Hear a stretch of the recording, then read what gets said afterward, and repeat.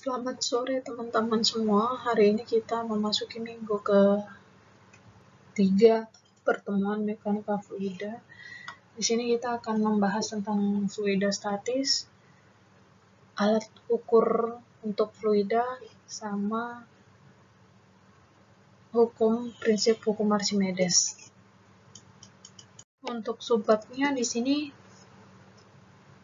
kita ada 4. Khusus untuk fluida statisnya ini ada 2, yaitu hukum Pascal dan tekanan hidrostatis. Sedangkan alat ukur nanti saya belum tahu yang mau saya kasih contoh ke kalian apa, karena ada banyak macamnya. Ada barometer gitu ya, alat-alat ukur tekanan. Terus ada prinsip Archimedes, prinsip apung, benda yang mengapung di dalam air, di dalam fluida cair gitu. Oke, sebelum kita masuk ke hukum Pascal, ada baiknya kita mau mendalami dulu dasar kita ya, supaya nanti itu kita tidak hanya tahu hukum Pascal tuh begini gitu, tapi ini kita giring dulu pemikiran kita. Oh, ternyata hukum Pascal itu begitu, dapatnya dari situ gitu, supaya kalian tahu gitu. Nah, jadi tidak hanya sekadar menghafal hukum Pascal itu kayak begini gitu. Jadi kalau menghafal jatuhnya lupa, jadi kita pahami dulu bersama gitu. Bayangkan sebuah elemen fluida ini memiliki panjang dx ya, dy ini sama dz nih, panjang fluidanya.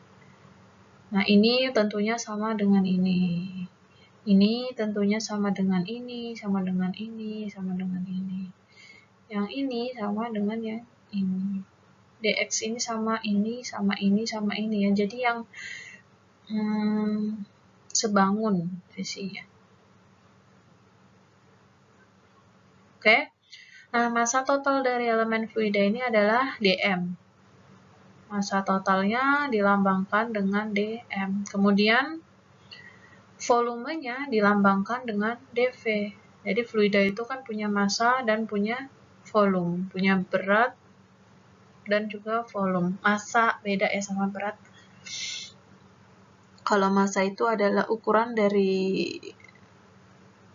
tubuhnya itu sendiri, kalau berat dipengaruhi oleh gravitasi, masih ingat ya. Nah, kemudian massa jenisnya itu rho, densitasnya itu rho. Nah, ada 2 jenis gaya yang dapat bekerja pada elemen fluida ini. 2 jenis gaya itu apa aja? Yang pertama adalah gaya berat, atau yang kita sering tahu gaya gravitasi. Nah, di sini misalnya ada elemen fluida, ada unsur fluida Cm, dia memiliki suatu massa, maka dia jika dikenai gravitasi akan menghasilkan suatu gaya gravitasi ini. Nah, ini baru satu unsur ya yang kita bicarakan. Padahal di fluida ini banyak sekali unsur. Nah, itu semua dia memiliki gaya berat. Oke, gaya berat dilambangkan itu dengan Fg. Tapi karena ini adalah unsur fluida, unsur itu kan kecil, maka di sini kita lambangkan gaya berat ini dengan dFg, turunan dari diferensial dari Fg, gaya gravitasi. Nah, kemudian besar gaya gravitasi ini sama dengan dm dikali g. Turunan dari gaya gravitasi sama dengan turunan massa dikali gravitasi. Masih ingat ya kemarin F sama dengan mg? Nah, ini turunannya dFg gaya berat, gaya gravitasi sama dengan massa kali gravitasi.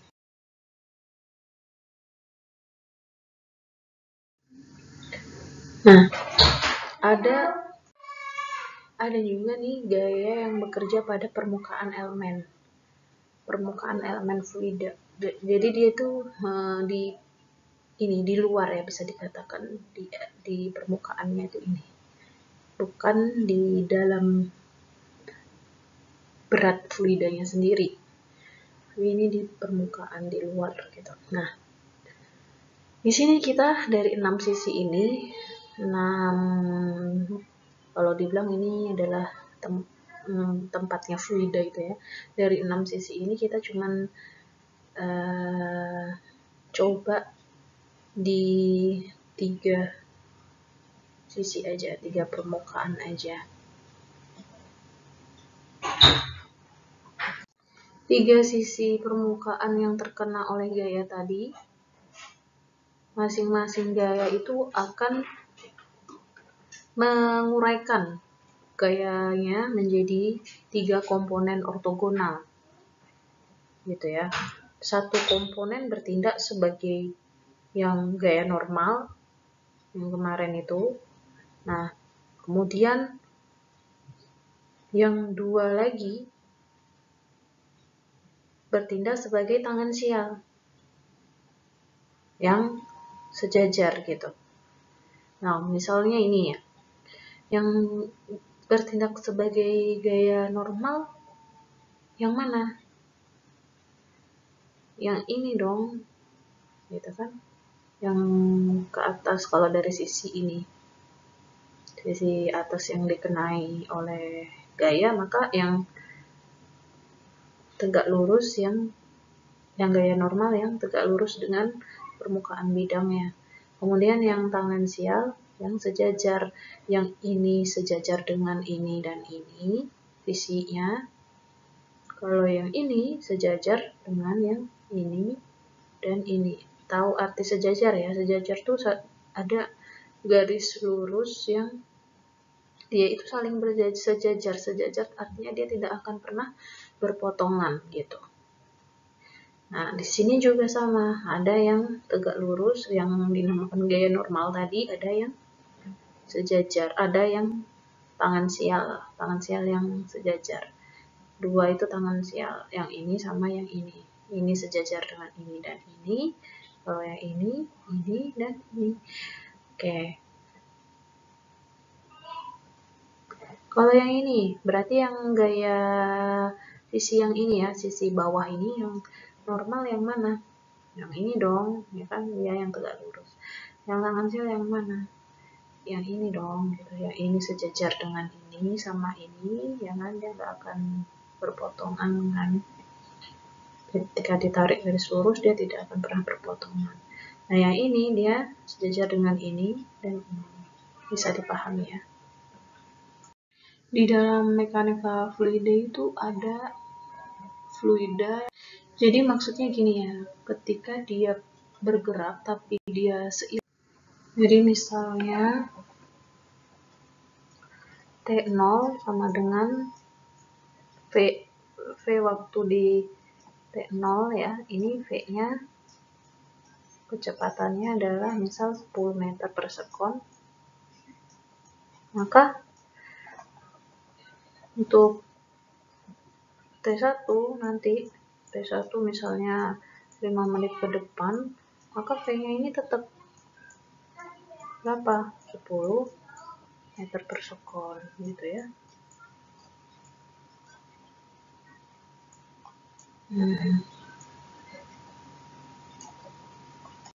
Terus selain V-nya yang konstan, di fluida statis itu bisa jadi A-nya yang konstan.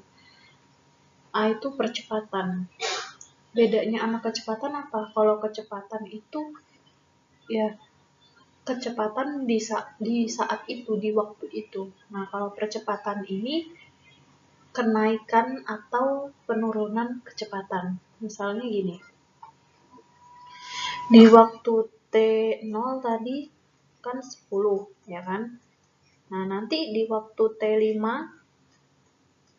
atau T1 atau T2 atau T3, T4, T5, ini saya bikin terserah saya ya. Nah, ini 15 misal, 15 meter per second. Nanti T10 ya berapa? 20 gitu. Jadi pergerakannya ini nambah 5 gitu. Konstan, ya kan? Nah, nanti T15-nya berapa? T15-nya ya berarti 25, nambah 5 lagi. Gitu. Intinya kalau percepatan konstan itu ya ini, penambahan kecepatan di setiap waktu itu sama. Gitu ya. Ini penambahan kecepatan di setiap waktu itu sama. Nah, ini saya kasih latihan soal, bukan latihan soal ya, pertanyaan aja, nanti dijawab. Nah, kalau misalnya T1 diketahui kecepatannya 10, T2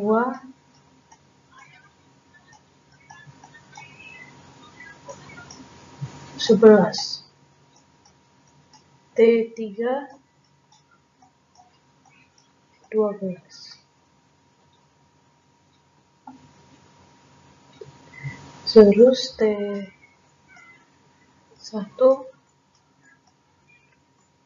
10, T2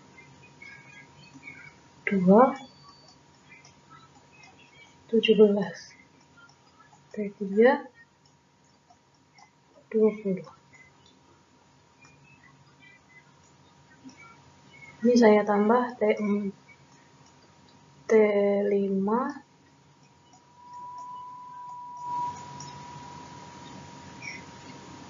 14. Ini saya tambah T4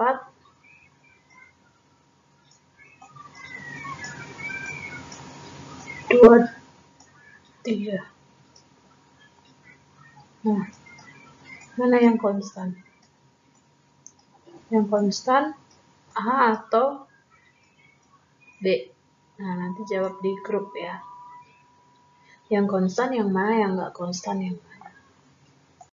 Dalam kedua situasi seperti ini, elemen fluida itu, unsur-unsur fluida itu hanya mengalami gaya normal di permukaan, ya, gaya normal di permukaan karena ada tekanan. Karena ada tekanan dari luar tadi, ya kan? Nah, selain dari gaya normal karena tekanan dari luar permukaan tadi, ada juga gaya dari benda itu sendiri, gaya gravitasi. Ini yang tadi ya. Nah, karena gaya tekanan yang bekerja pada semua sisi elemen fluida, kita perlu mengetahui nih, apakah ada tekanan yang bervariasi dengan arah. Nah, di sini kan fluida ini kan banyak sekali nih elemen-elemen yang kayak gini tadi, ya kan? Nah, kita mau tahu tuh di sistem mekanika fluida ini, di rangkaian fluida ini, apakah ada tekanan yang bervariasi dengan arah.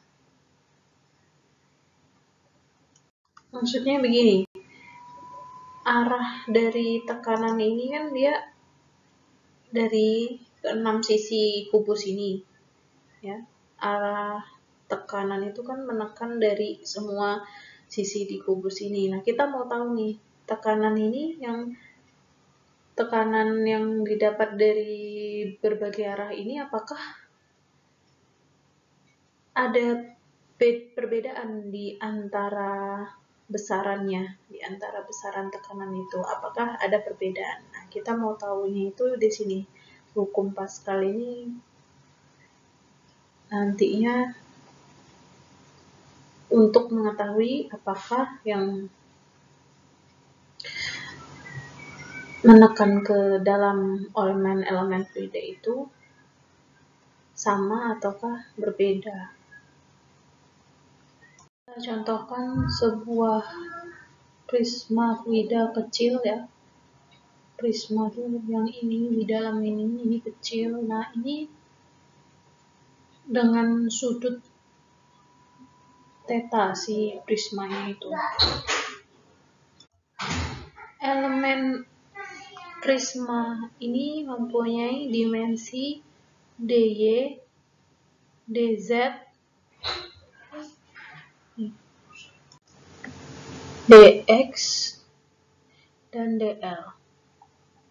Nah, kalian juga jangan lupa kalau di sini ini kita tahu juga nih, meskipun nggak ada d apa, tapi kita tahu ini dl, ini dx, ini dz, ini dy gitu ya. Nah, si prisma ini dia memiliki masanya dm, dan juga volumenya dv. Mana nih? Nah, kita juga akan mengasumsikan massa jenisnya ini seragam. Rho-nya itu sama. Rho, masih ingat rho itu lambang dari massa jenis. Oke. Nah, di dalam elemen fluida ini, di dalam fluida prisma ini, dia memiliki gaya gravitasi yang dilambangkan dengan dFg. dFg ini bekerja dalam arah Z negatif, karena dia ke arah bawah, Z-nya ke atas. Jadi ini ke arah Z tapi negatif. Dan dia juga memiliki gaya tekan. Gaya tekannya ini kita gambarkan yang df1, df2, dan juga df3. df1 ini dia menekan ke sisi prisma sebelah kiri. Kalau df2 ini dia menekan sisi atas, df3 ini dia menekan sisi prisma yang bawah nih ya, maksudnya. df2 berarti menekan prisma yang ini atas. Kalau df1 menekan yang sisi kiri yang ini. Tapi meskipun kita menggambarkannya cuma 3 sisi yang kena tekanan, nah kalian juga jangan lupa bahwa sebenarnya di sisi depan ini juga ada tekanan. Di sisi belakang ini juga dia ada tekanan gitu. Karena nanti kalau misal kita tulis semua itu akan meruwet gambarnya ya. Maka di sini ruwet, tahu ya, ruwet tuh kayak rumit gitu gambarnya. Jadi ya ini cukup 3 aja yang kita gambarkan.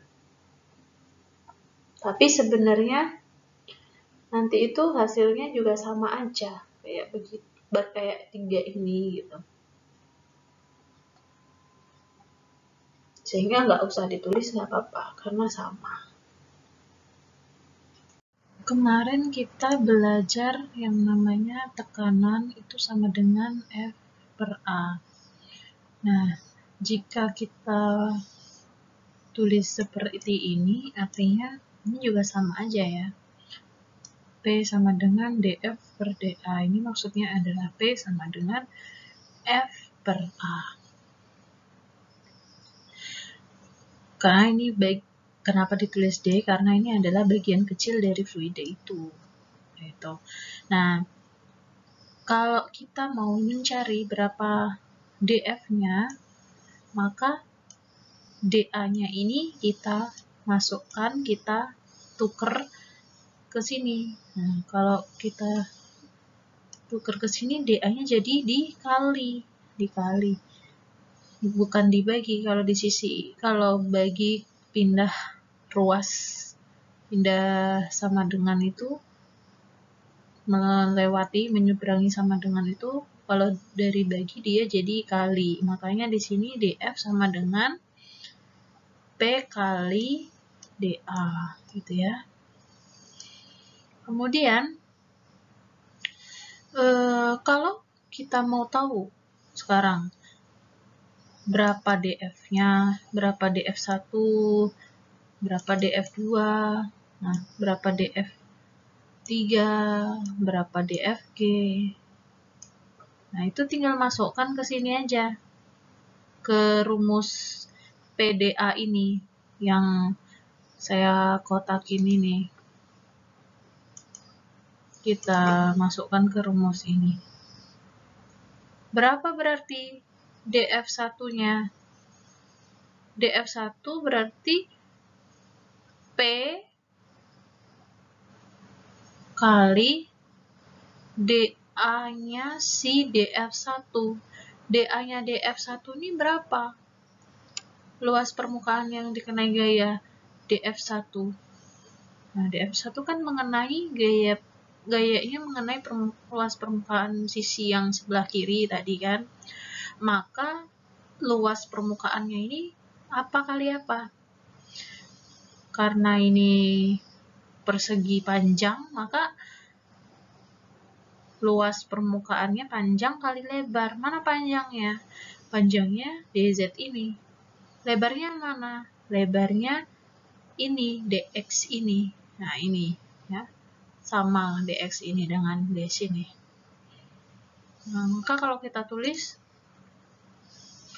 DF1 sama dengan P DA. DA-nya apa?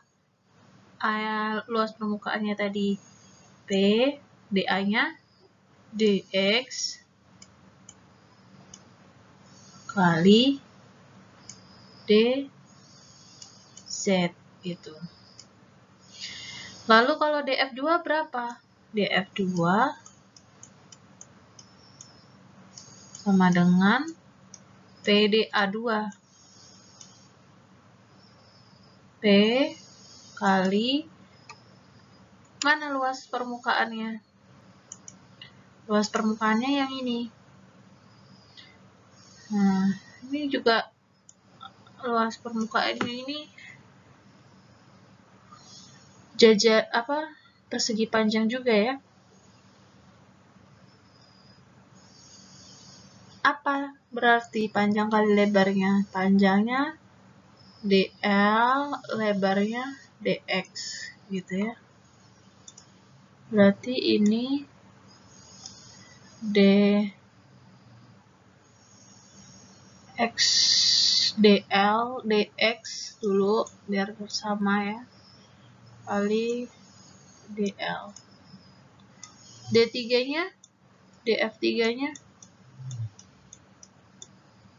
berarti apa? P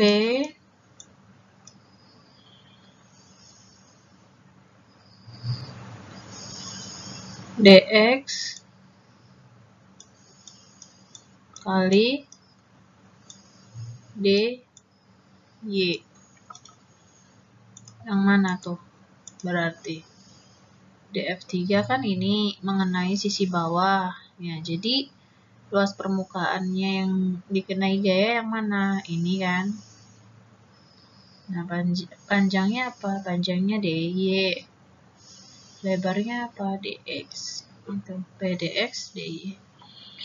Nah, lalu kalau DFG-nya apa? DFG kan, ayo apa? Gaya gravitasi itu massa dikali gravitasi, gaya berat ya, gaya gravitasi itu. DFG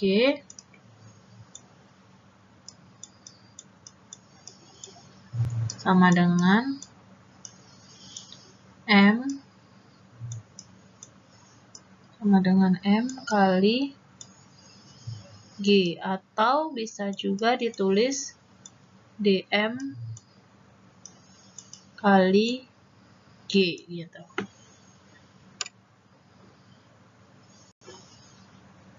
Nah, kita tulis ulang ya yang tadi itu, yang DF1 berarti kita ganti dengan P1 dx dz. df2 kita ganti dengan P2 dx dl. df3 kita ganti dengan P3 dx dy. Kemudian dfg kita ganti dengan dm kali g. Untuk yang df2 atau P2 dx dl, dia ini kan gayanya mengenai luas permukaan yang miring. Artinya dia akan terbentuk, akan ada sudut yang terbentuk karena dia ini miring. Gitu ya. Nah, untuk hukum kedua Newton, dulu di fisika belajar F sama dengan M kali A. Kalau gayanya ini arah Y, maka F-nya Fy sama dengan M kali A percepatannya, percepatan punya Y. Nah, apa aja nih gaya yang bekerja pada arah Y? Gaya yang bekerja pada arah Y itu, arah Y itu yang mana ya? Arah Y itu yang ke sini ya. Ke arah sini. Apa yang bekerja ke arah Y? Nah, ini dong, P1 dx dz, ya kan? Nah, yang melawan arah gaya ini kira-kira apa aja? Gaya ini ketika diberikan akan kena sisi yang ini kan, sisi yang warna biru ini. Nah, ketika di si gaya ini dia mendorong ke sini, ke arah sini, ada gaya perlawanan nggak yang diberikan? Ada. Dari mana? Dari yang arahnya ke sini. Nah, arahnya ke sini inilah, karena dia arah yang ke sini inilah yang harus menjadi pengurang dari arah gaya yang ke sana. Kalau kita mendorong sesuatu, terus ada perlawanan yang diberikan dari arah yang berbeda, saya mendorong di sini, teman saya mendorong di sini, maka apa yang terjadi? Ya, gaya di sini akan dikurangi gaya yang di sini karena tertahan itu. Makanya supaya karena tertahan itu, makanya di sini dikurangi ya. Gayanya berkurang yang di sini. Dikurangi berapa? Dikurangi P2 dx dl sin theta. Nah, sin theta itu karena dia ini membentuk sudut.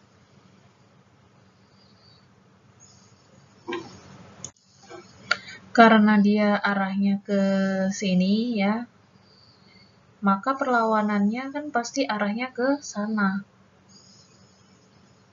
Nah, karena dia ke sana itu, maka sudut gaya yang terbentuk itu adalah kan begini ya. Nah, jadinya apa? Karena dia jauh dari sudut, maka dia ini sin. Kalau yang dekat dengan sudut, dia cos. Nah, makanya di sini tadinya apa ini? Berarti gayanya kan ini, df2 itu kan digantikan dengan ini ya kan. Nah, tinggal nambahin aja karena dia membentuk sudut ini tadi ya. Maka di sini ditambahin aja sin theta. Nah, ini dikurangkan antara si df1 sama df2 karena dia berlawanan arah tadi. Makanya tandanya harus dikurang. Terus MA-nya ditulis ulang. dm kali AY. Nih, M kali A bisa ditulis dm kali AY. Paham ya? Selanjutnya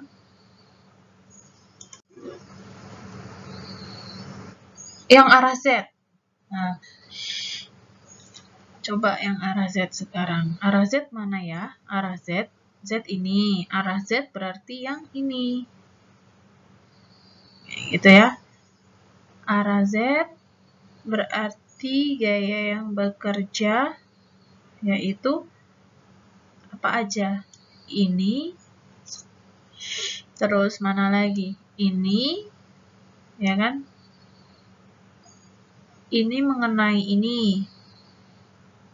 Ada perlawanan dari ini. Ada perlawanan dari ini juga.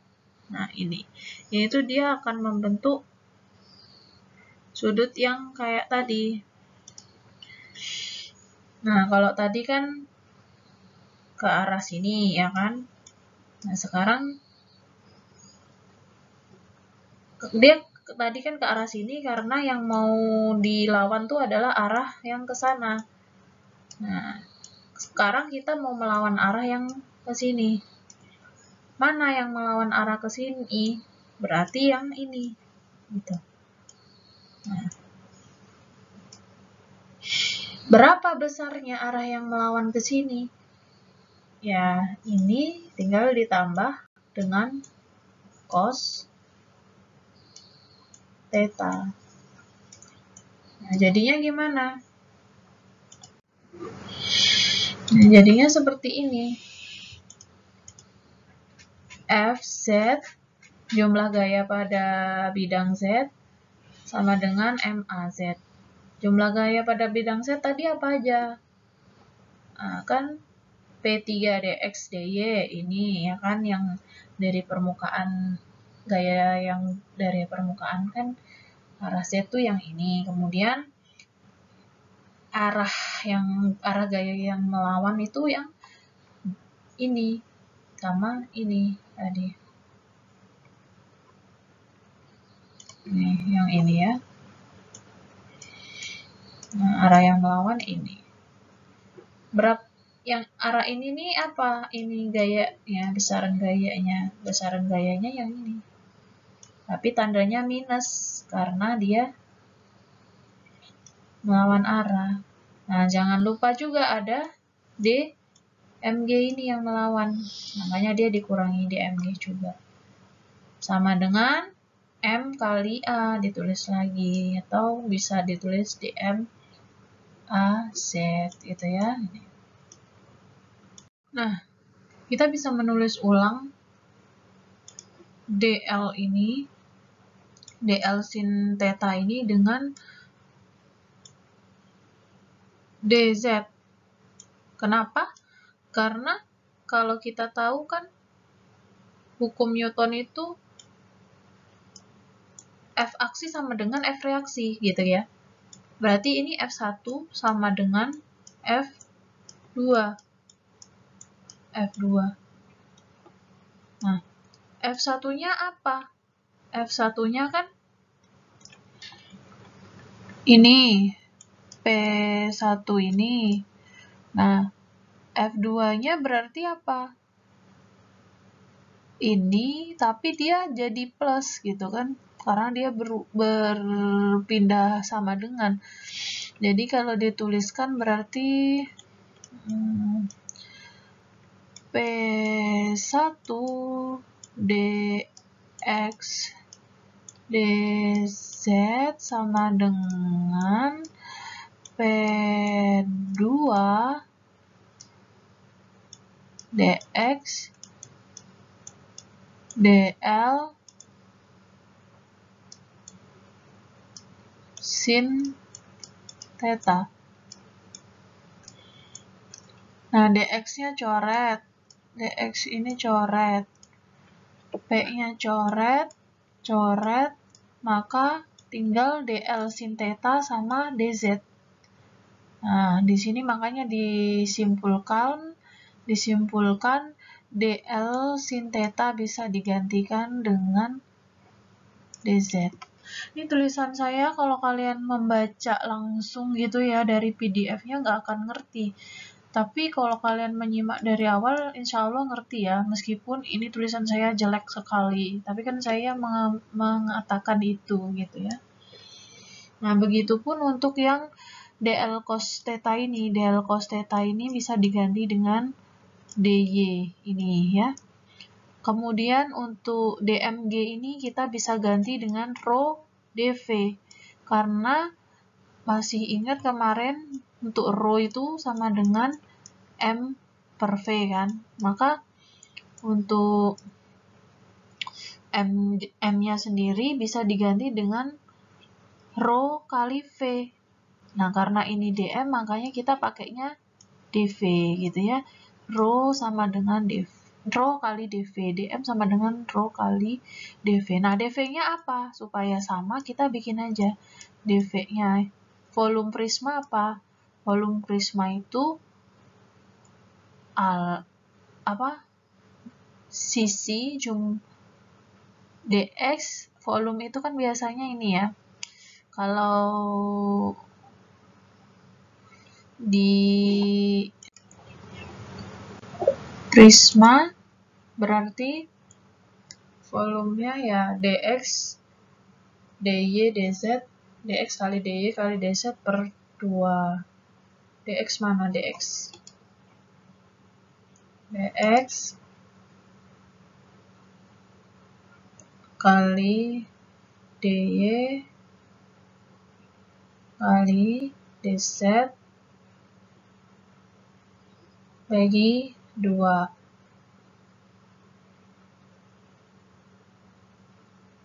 Setengah luas alas kali tinggi ya.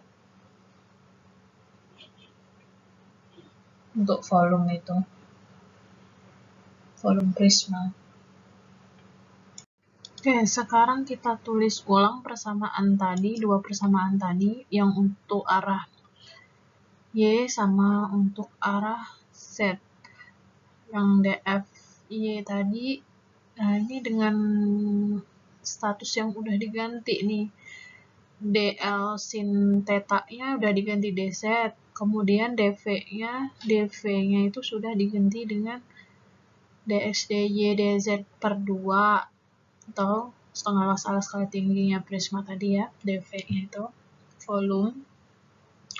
Lalu untuk DF arah Z itu untuk DL cos theta-nya udah diganti dengan DY. Nah, terus ada juga tadi M kali G, M-nya itu diganti dengan ini, Rho kali DV, DV-nya diganti sama kayak ini tadi ya, M, ini kan rumus M, Rho dx, dy, dz per 2. Nah, ini juga M. Kemudian ini M kali A untuk yang arah Z, ini A untuk arah Y, percepatan untuk arah Y, yang ini percepatan untuk arah Z, karena ini tadi DFZ, ini DFY gitu ya. Nah, sekarang kita tinggal coret-coret aja nih, ya kan? Untuk persamaan yang pertama, DX-nya coret, DX yang ada DX coret semua, ini mulai ini mana lagi ini, kemudian DZ-nya juga ini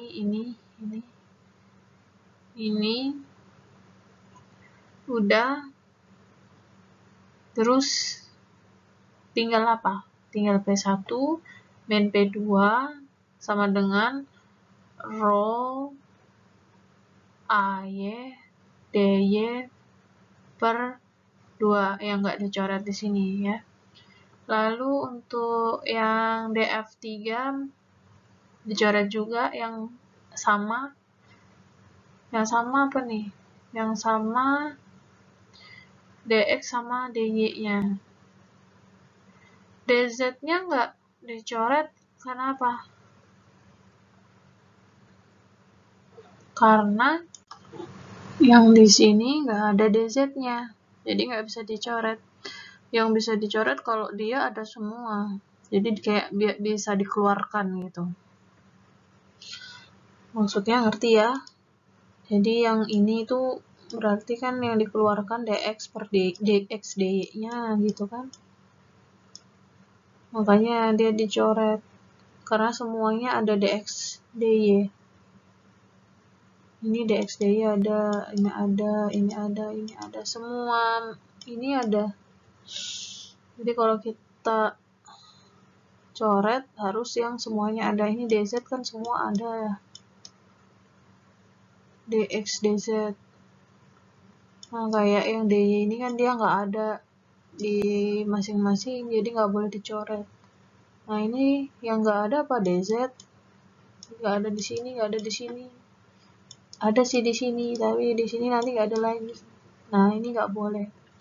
Udah dicoret semua, tinggal P3 min P2 sama dengan ini berarti row-nya pindah ya, row-nya pindah ke ruas yang sini, dia jadi plus. Terus 2-nya ini pindah ke sini juga. Ini nggak usah saya jabarkan ya, nanti panjang kalau dijabarkan. Ini G-nya juga pindah sini. Pokoknya hasilnya jadinya ini, gitu aja lah.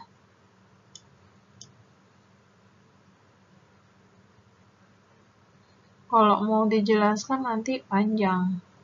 Jadi intinya apa?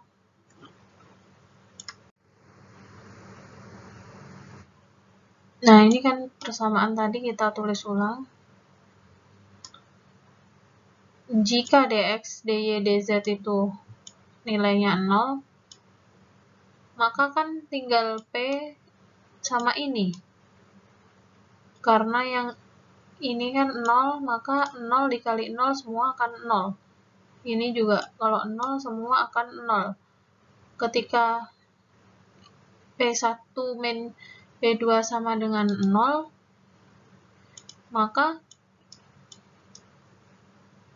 ketika P2-nya pindah ruas, jadi P1 sama dengan P2, gitu kan. Ini. Nah, kalau ini berarti yang ini. Maka dari sini kita simpulkan ini. P1 sama dengan P2 sama dengan P3. Inilah yang dinamakan hukum Pascal, bahwa tekanan itu bisa diteruskan maksudnya tekanan tidak bergantung independen ya, independen ini tidak bergantung pada arah jika tidak ada gaya geser di dalamnya. Jadi kalau nggak ada gaya geser, maka tekanan ini tidak bergantung kepada arah. Jadi tekanan di sini adalah skalar, bukan vektor. Karena dia ini tidak memiliki arah. Itu kalau di fluida statis. Nah, jadi fluida statis ini kita menerapkan hukum Pascal di mana P1 sama dengan P2 sama dengan P3. Gitu ya.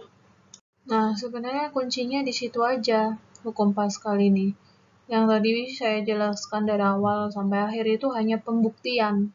Pembuktian bahwa di dalam fluida statis, karena dia tidak ada tegangan geser, maka P1, P2, P3 ini sama. Tekanan di segala sisi itu sama.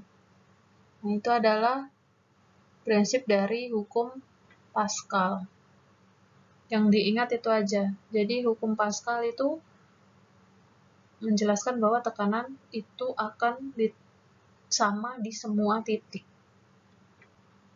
Nggak gitu ya, nggak usah dipusingkan tadi tentang pembuktiannya. Nah, pembuktian tadi itu hanya sekedar tahu aja.